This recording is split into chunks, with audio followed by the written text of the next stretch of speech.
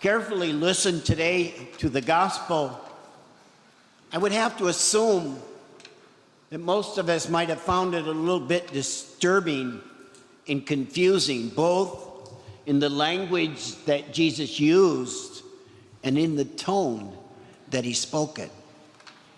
Remember those words. It is not right to take the food of sons and daughters and throw it to the dogs.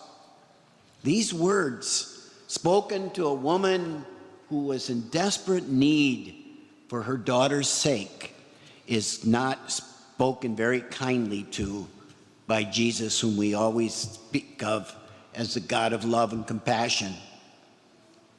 After all, this was a desperate, hurting woman who was seeking only one thing, no other favor but to get her daughter back.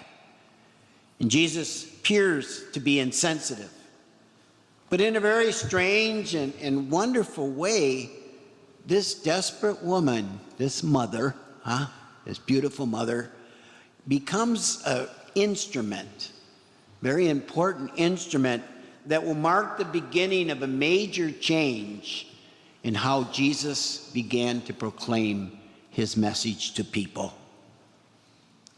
Remember that this woman was not Jewish. She was Gentile. She was from Canaanite. And the Jewish people and the disciples believed that they had exclusive lock on God's love, on God's care, and God's grace. After all, they were the chosen people. They could take their roots back to Moses and to other great leaders of their time. And so Jesus, being a Jew himself, adheres strictly to tradition. And he refuses to talk to the woman when she encounters him. Because, according to the custom, Jews were not supposed to speak to non-Jews. Rabbis would not talk to a woman in public, not even their wives. However, the Canaanite woman is very persistent in the gospel. God bless her.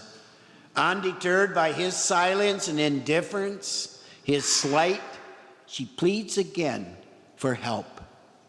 And this is Jesus, we hear Jesus' awful reply. While still speaking in offensive way to Jesus, says to her this awful thing. Should I waste my food for you? I should, rather, not have you have that food because you don't appreciate it. This was common language, by the way, amongst the Jews and the rabbis of that time. They thought themselves as God's special children, that they belonged to the Lord in a very intimate, special way because they believed in the one true God and they followed his teachings, his covenant. They also believed that non-Jews who did not acknowledge the one true God or follow his laws were less than human. And so it was not uncommon for them to use something like the word dog. And so Jesus refuses to heal the woman's child. He defends his actions by saying that his ministry is only for the lost sheep of Israel, the people of Israel. But the woman persists, and in time, Jesus recognizes something special about her, something about her faith, and he heals the daughter. Jesus comes to understand that God is calling him not only to minister to his own Jewish people, but now to minister to the Gentiles as well. This persistence of the woman helped Jesus to refocus his ministry and begin a ministry that reached out and embraced all peoples. There was a religious teacher who had the great pleasure of educating children that could care less. And one day he walked into the classroom and she was carrying a jar with some sort of yellow substance within the jar. And she held it up to the students and said, "What's in that jar?"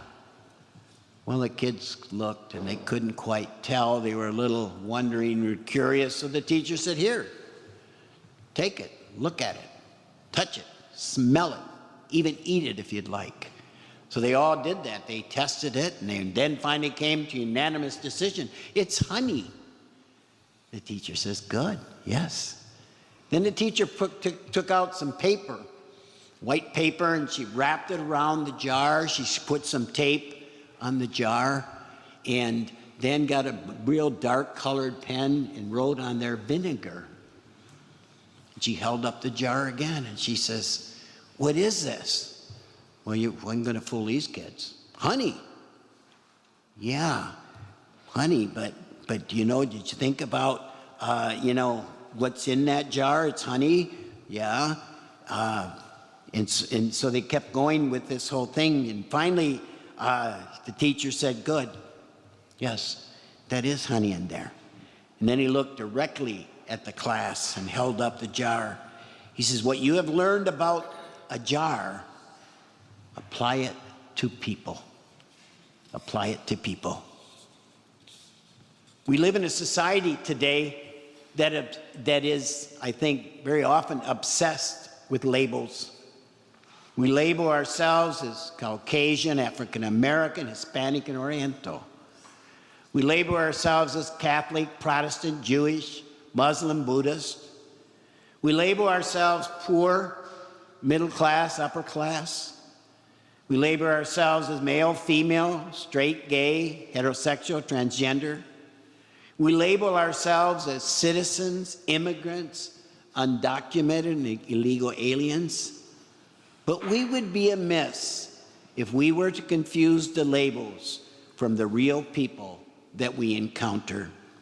As followers of Jesus, we are asked to deal with people not through the label they bear, but as the people they are. We are all sons and daughters of God. Behind that labels is a son and daughter of God, created out of great love and compassion. As people of faith, we should be the first ones to recognize the fallacy of accepting divisions among us, because our scriptures present us with a great vision of unity.